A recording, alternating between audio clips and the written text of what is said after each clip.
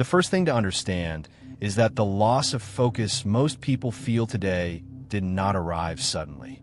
It did not come from a single bad habit, a single app, or a single moment of weakness. It emerged slowly, almost invisibly, as the environment around you changed.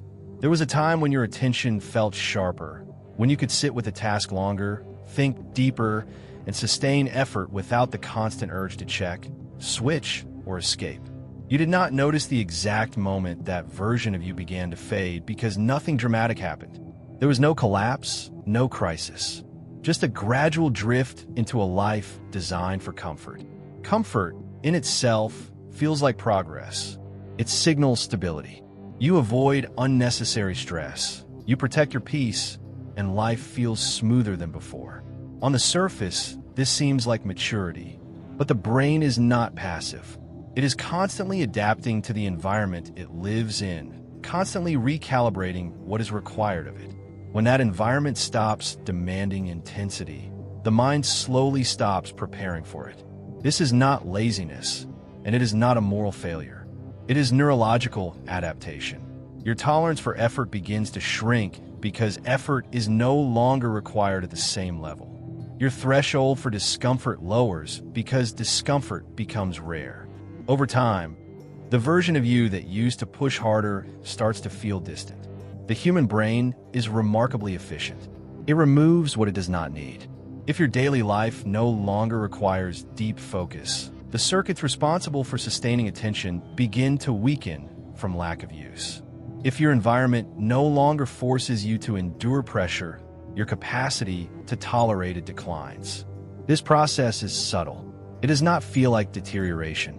It feels like normal life. Tasks that once felt manageable begin to feel heavier. Concentration starts to break more easily.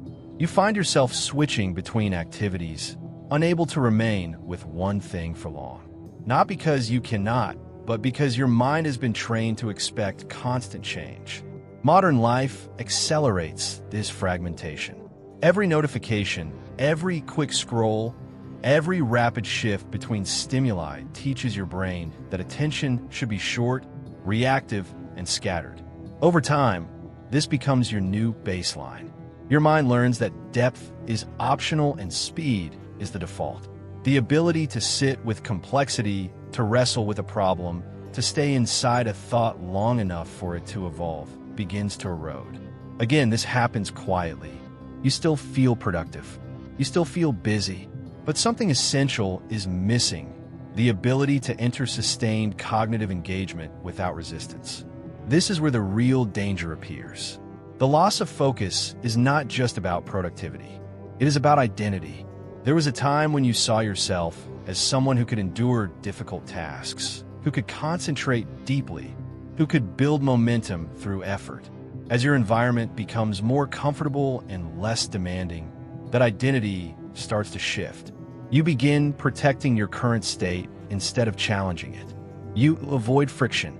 You avoid prolonged effort. You avoid anything that requires sustained mental tension. Slowly, your world narrows. Your goals become safer. Your routines become predictable. Your ambitions become negotiable. What makes this trap so powerful is that it does not feel like decline. It feels like stability. You're not struggling. You're not overwhelmed. Life is manageable. But underneath that stability, something is changing. The intensity that once defined your thinking starts to fade. The mental edge that allowed you to push past boredom or resistance becomes dull. And one day, you notice something difficult to explain.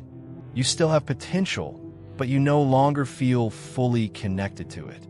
There's a distance between who you are and who you know you could be. This distance is not permanent, but it grows when the mind stops being challenged.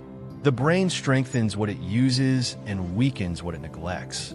If your life stops requiring deep focus, your capacity for deep focus will shrink. If nothing around you forces you to concentrate for long periods, your mind will default to short bursts of attention.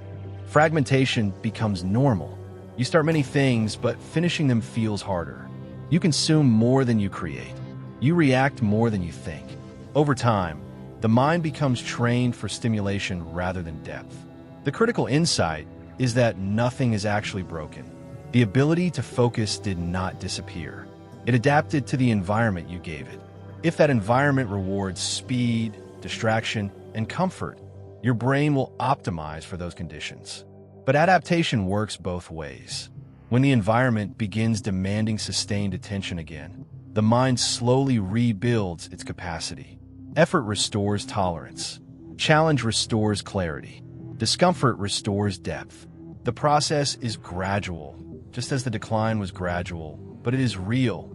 Most people search for motivation when what they actually need is exposure.